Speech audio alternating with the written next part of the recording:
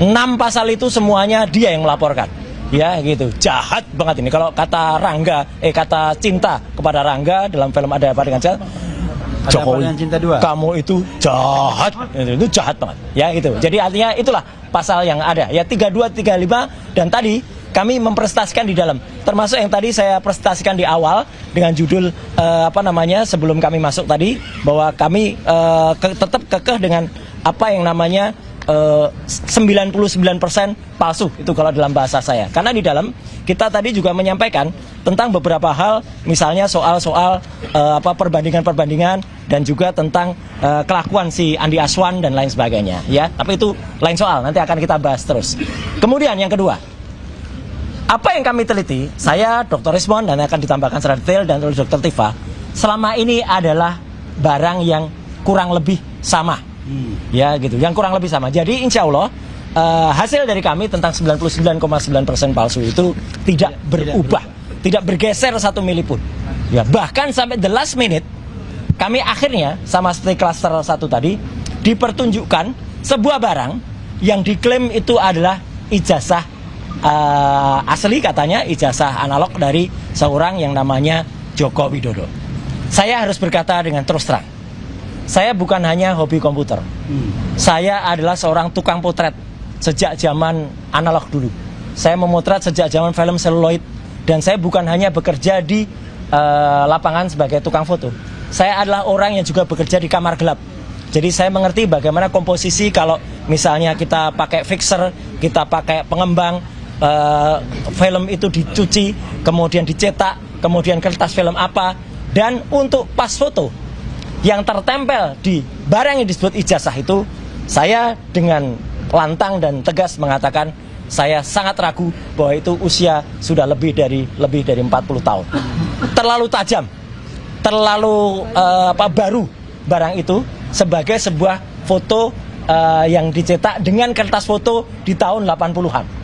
Ya, karena kertas foto di tahun 80 itu ada usianya. Bahkan ijazah Dr. Rismon sendiri yang usianya baru sekitar 20 tahunan kira-kira, 23 tahun, itu pun sudah mulai berburam. Ya, ini masih sangat tegas dan jelas. Ya, tidak seperti. Kemudian khusus untuk detail itu, alhamdulillahnya kami meskipun diminta untuk melihat, kami tetap tidak boleh memegang. Ya, kami tidak boleh merasakan.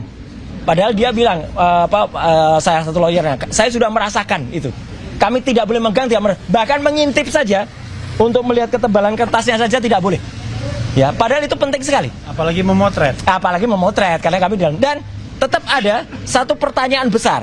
Karena dalam yang disebut-sebut sebagai ijazah itu, ada sebuah goresan di sebelah kiri, ada sebuah garis yang itu menurut saya tidak lazim untuk sebuah ijazah.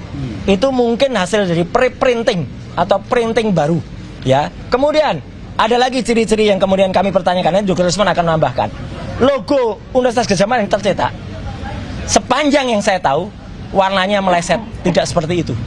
Warna logo UGM yang bagus itu emas. Ya.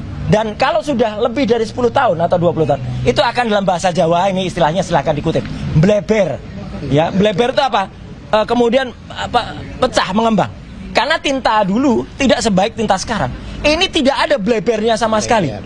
Jadi kayak di print dengan kualitas tinta baru yang kemudian tuh clear banget.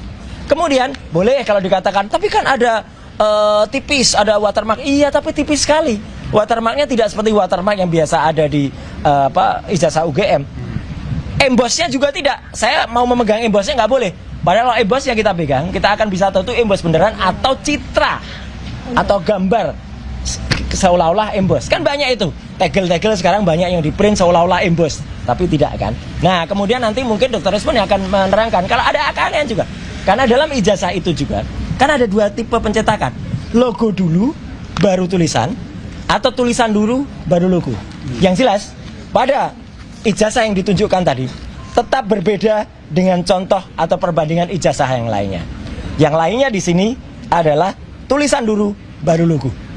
Dan yang kami tadi lihat adalah logo dulu yang warnanya bukan emas, baru tulisan. Jadi sekali lagi, dengan insya Allah dengan pengetahuan teknologi, bukan hanya soal komputer dan forensik, ini bukan forensik, ini naloh. Saya tukang potret, saya adalah ketua klub foto, ya, saya adalah ketua klub foto Publisia Foto Club di UGM tahun 90. Saya adalah wakil ketua FPSI, Federasi Perkumpulan Seni Foto Indonesia, tahun 2000-an. Di mana FPSI itu anggotanya ada klub foto yang lain. Darwis pun dulu anggota saya. Sekali lagi, Darwis Triadi pun dulu anggota saya. Ya, dalam FPSI, Federasi Perkumpulan Seni Foto Indonesia, yang saya dulu adalah wakil ketua umum dari HISWA, Himpunan Seni Foto Amatir Yogyakarta.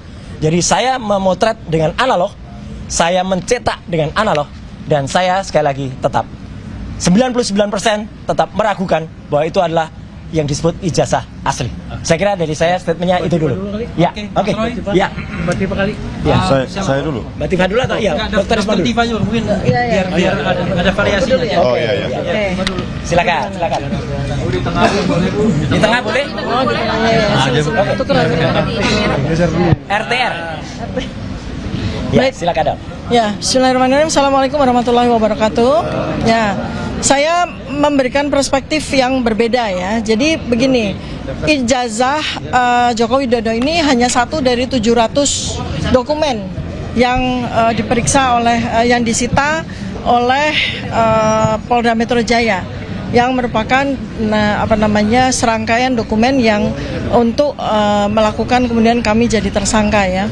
Nah, ada beberapa dokumen yang sangat penting yang baru ini juga diberikan klarifikasi oleh Rektor UGM ya, dan sebelumnya juga oleh mantan Rektor UGM Profesor Sofian Effendi, dan sebelumnya lagi Bareskrim waktu presentasi gelar perkara di tanggal 22 Mei 2025 pun juga menyampaikan satu fakta menurut mereka yang sangat penting, yaitu bahwa Joko Widodo ini bukan entry masuk ke Universitas Gadjah Mada itu dari sarjana, dari strata 1, tapi dari sarjana muda. Dan tadi yang kami diskusikan juga soal transkrip. Ini adalah dokumen kedua yang sangat penting. Ya, sebagaimana yang kita semua lihat bahwa transkrip nilai Joko Widodo yang disampaikan oleh Bareskrim itu transkrip nilai yang cacat karena tidak lengkap dan tidak sesuai dengan transkrip nilai dari Fakultas Kehutanan UGM di era tahun 1985. Kebetulan kami bertiga punya spesimen transkrip nilai Fakultas Kehutanan UGM keluaran tahun 1985 yang sangat berbeda dengan transkrip nilai yang disita oleh kepolisian ya, dan ini bisa kami buktikan nanti bahwa transkrip nilai keduanya itu betul-betul sangat berbeda. Nah, kalau transkrip nilai asli itu sangat bagus, sempurna ya, lengkap dengan tanda tangan dari dekan dan pembantu dekan 1 dari Fakultas Kehutanan UGM. Sedangkan transkrip nilai Joko Widodo sama sekali tidak lengkap. Angka-angka nilai pun juga ditulis dengan tulisan tangan, dan itu sama sekali tidak lazim untuk lulusan sarjana di Fakultas Kehutanan UGM tahun 1985, karena seharusnya angka tersebut dicetak dengan mesin ketik manual ya. Dan yang paling penting lagi adalah bahwa transkrip nilai Joko Widodo tidak ada tanda tangan dari dekan dan pembantu dekan 1, sedangkan transkrip nilai asli tahun 1985 ada tanda tangan dekan dan tanda tangan pembantu dekan 1. Itu yang bisa saya sampaikan, dan selebihnya berbagai macam diskusi yang tadi yang 6 jam ya tadi kami jalani. Kami berterima kasih ya kepada Polda Metro Jaya karena suasananya sangat baik ya, diskusinya berjalan dengan baik. Bagus ya, santai, dan kami diberikan kesempatan yang sangat luang untuk menyampaikan berbagai macam keterangan maupun pertanyaan. Ini sangat berbeda situasinya dengan gelar perkara khusus di tanggal 9 Juli 2025 di Bareskrim.